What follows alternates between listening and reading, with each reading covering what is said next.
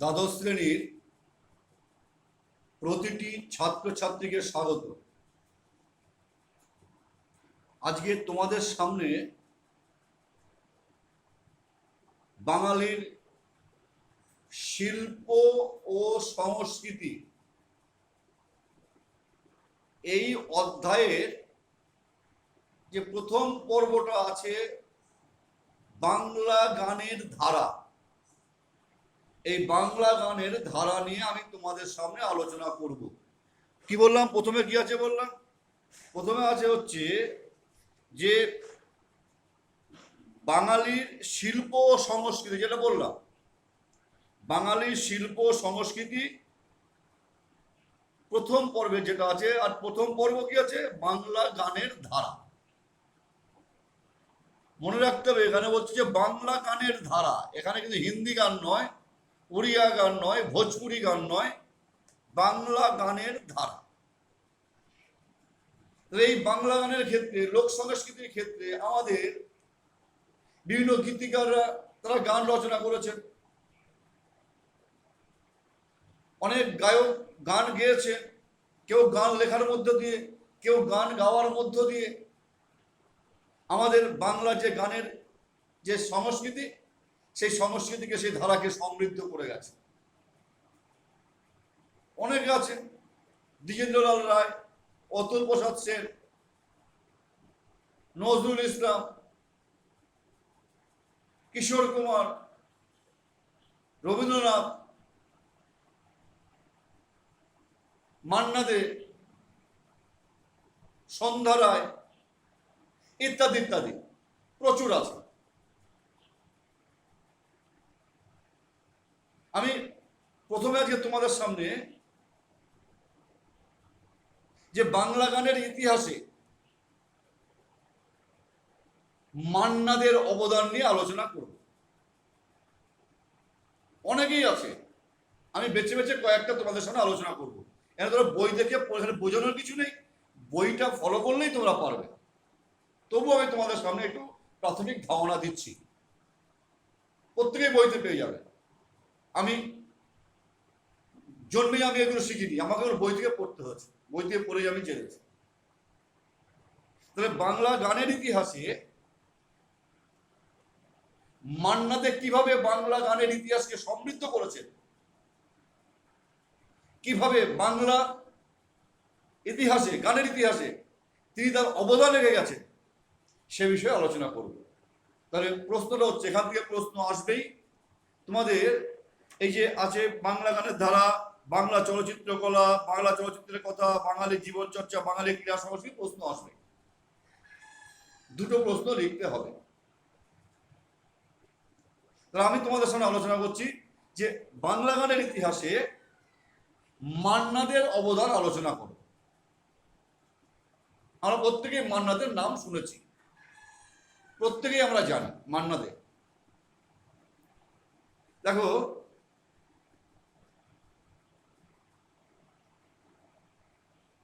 বাংলা গানের ধারায় বাজার অর্থনীতি ও পপ কালচারের অভিঘাতে একসময় হচ্ছে পপ কালচার, পপ গান আমাদের গানের ধারাকে দখল করে নিয়েছিল। 3 দশক অবধি বাংলা গানের ধারায় বাজার অর্থনীতি ও পপ কালচারের অভিঘাতে বিংশ শতকের 3 দশকের পরে, তাহলে বিংশ শতকের 3 দশকের পরে আধুনিক ও চলচ্চিত্রের গানের অন্যতম সফল ও জনপ্রিয় শিল্পী মান্না দে, যার আসল নাম প্রবোধ চন্দ্র দে। তিনি সর্বমোট 1250টি গান গেয়েছেন। এই 1250টি গান গাওয়ার মধ্য দিয়ে তিনি বাংলা গানের ইতিহাসের ধারাকে সমৃদ্ধ করে গেছেন। সেই গানগুলি নানামুখী, শুধু একটি বিষয়ে তিনি গান লেখেননি। তাহলে আমি ভূমিকাটা আবার করছি।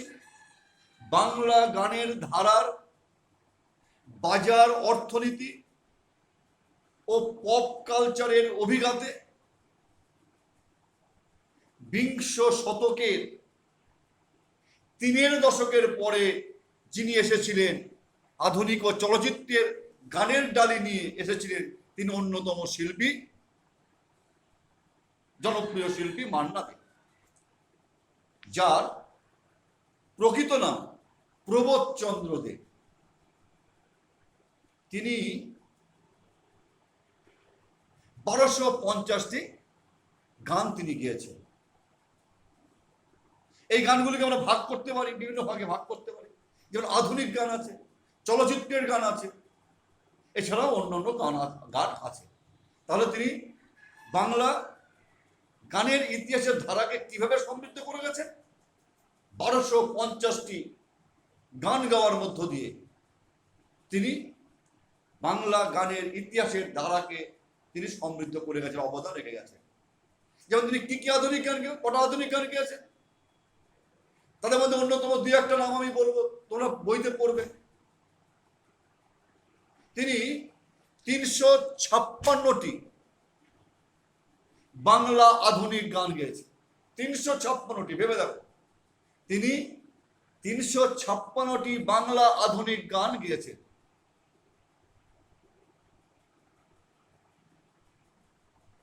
গীতিকার যিনি গানটা লেখেন, গীতিকার হিসাবে তিনি পেয়েছেন পুলক বন্দ্যোপাধ্যায়, ও তবলাবাদক হিসাবে পেয়েছেন রাধাকান্ত নন্দী।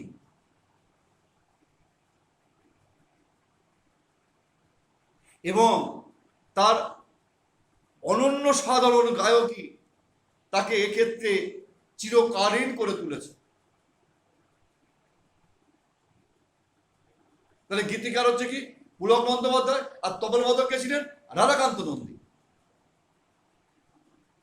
আমরা শুনেছি না, দীপ ছিল, শিখা ছিল, আমরা গান শুনেছি না? তোমরা সব গান এখন শুনবে, তোমরা তো অন্য গান শুনবে তোমরা। বা যে সেই কালোজয়ী গান, কফি হাউসের সেই আড্ডাটা আজ আর নেই। বা আরো মর্মস্পর্শী গান, সে আমার ছোট বোন, বড় আদরের ছোট বোন। আরো ভালো গান, যদি কাগজে লেখো নাম, কাগজ ছিঁড়ে যাবে, পাথরে লেখো নাম, পাথর ক্ষয়ে যাবে, হৃদয়ে লেখো নাম, সে নাম রয়ে যাবে। তাহলে তিনি 356টি আধুনিক বাংলা গান গেয়েছেন। সেই সময় গীতিকার হিসেবে তিনি পেয়েছিলেন পুলক বন্দ্যোপাধ্যায়কে, ও তবলাবাদক হিসেবে পেয়েছিলেন রাধাকান্ত নন্দী মশাই। তার কয়েকটি উল্লেখযোগ্য আধুনিক গানের মধ্যে আমি কয়েকটি নাম বলছি। দীপ ছিল, শিখা ছিল, শুধু তুমি ছিলে না। আরেকটি অন্যতম গান, কফি হাউসের সেই আড্ডাটা। আরো একটি গান, সে আমার ছোট বোন, বড় আদরের ছোট বোন। বা যদি কাগজে লেখো নাম। এই সমস্ত গান আমাদের সমাজে, বাঙালি সমাজে অত্যন্ত জনপ্রিয়। অবশ্য তোমাদের এসব গান ভালো লাগবে না, তোমাদের ভালো লাগবে সেদিন দেখা হয়েছিল, লায়লাপ্পা গান। তাহলে আধুনিক গানের মধ্যে কয়েকটি আধুনিক গানের কথা আমি বললাম। তিনি কতগুলি আধুনিক গান গেয়েছেন তাও বললাম, 356টি আধুনিক গান পেয়েছেন। এবার চলচ্চিত্র, সিনেমার জন্য গান।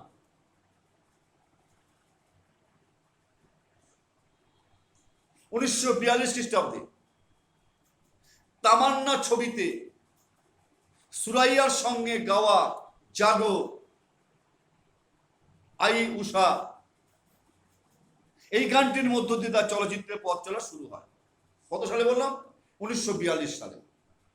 কোন ছবিতে? তামান্না ছবিতে। কার সঙ্গে গিয়েছিলেন?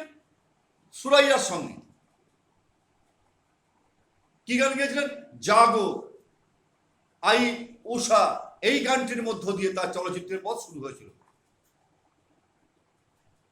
বাংলা চলচ্চিত্রে 611টি গান তিনি সাফল্যের সঙ্গে গেয়েছেন। চলচ্চিত্রে কটি গান গেয়েছেন? 611টি গান গেয়েছেন।